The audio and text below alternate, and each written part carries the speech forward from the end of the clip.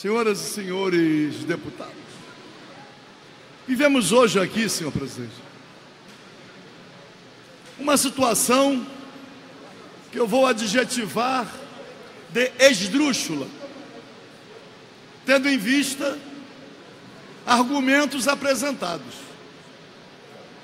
Me parece que deveríamos aqui ter debatido o Estado democrático de direito e o respeito à Constituição.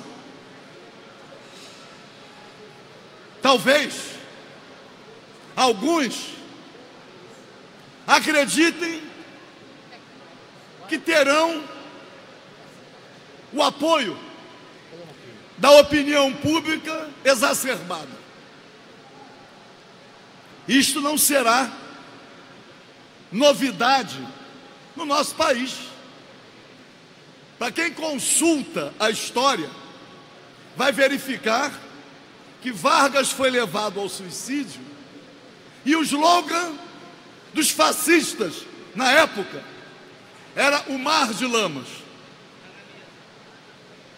Com o golpe de 64, que ceifou a democracia por longos anos, também, na época, a mídia tentando conduzir a opinião pública, também disse: acabar com a corrupção, acabar com a subversão e garantir a realização de eleições diretas em 1965. A luta pelo restabelecimento da democracia ceifou muitas vidas, muitas. Acolheu, inclusive, a tortura. Mas as liberdades públicas e individuais é que foram completamente aniquiladas. E o povo brasileiro se reuniu em Assembleia Nacional Constituinte, derrotada a ditadura, para promulgar em 5 de outubro de 88 a nova Constituição. E a nova Constituição diz lá que os poderes são independentes e harmônicos entre si. Independentes.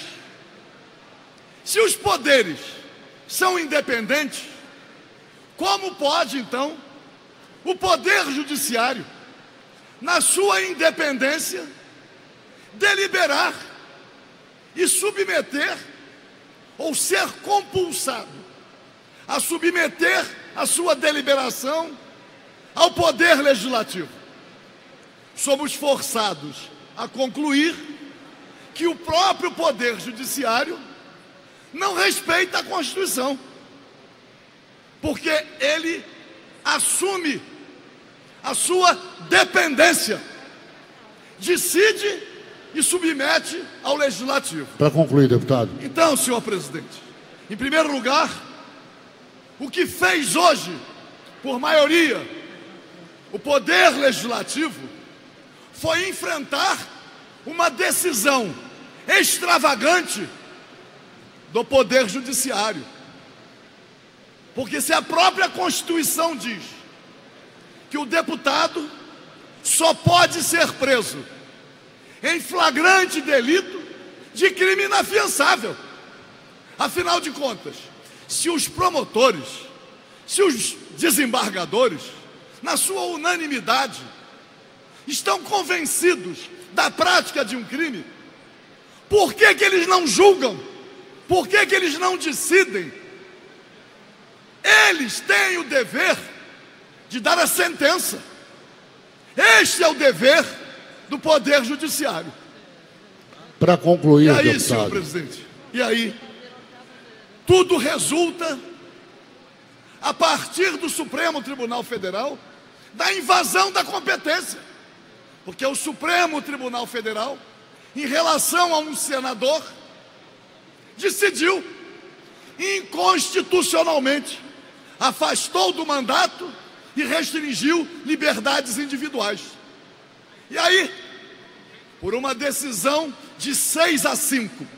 Como um Supremo Tribunal Federal quer se fazer respeitar, uma matéria com tamanha repercussão no país inteiro, decidir por 6-5. Então, o próprio Supremo Tribunal Federal afirmou a dependência dos poderes, rompendo com o texto constitucional. Para concluir, deputado, então, por senhor favor. presidente, não temos a prática, não temos, pelo menos a leitura diz isso, de tudo aquilo que nos foi encaminhado de última hora. Não temos a prática de crime inafiançável. Sequer o devido processo legal teve seu curso. A própria peça diz: suspeitas, indícios. Não venham aqui com o domínio do fato, com assumir convicções em função da situação lamentável em que se encontra o Estado do Rio de Janeiro. É lamentável mesmo. Somos oposição a tudo que está aí. Mas, senhor presidente, não podemos deixar de defender o Estado democrático de direito. Quem assim o faz, admite logo depois que o primeiro poder, que é o poder legislativo, venha a ser fechado por alguma arbitrariedade. Muito obrigado, deputado. Quem pensa que vai surfar na mídia, seguramente ali na frente pagará um preço. E o pior, ainda há aqueles que têm quadros de seus partidos envolvidos em denúncias as mais diversas, já até condenados, mas que defendem, têm o cinismo de defender seus correligionários e aqui vem pregar uma moralidade contra a Constituição.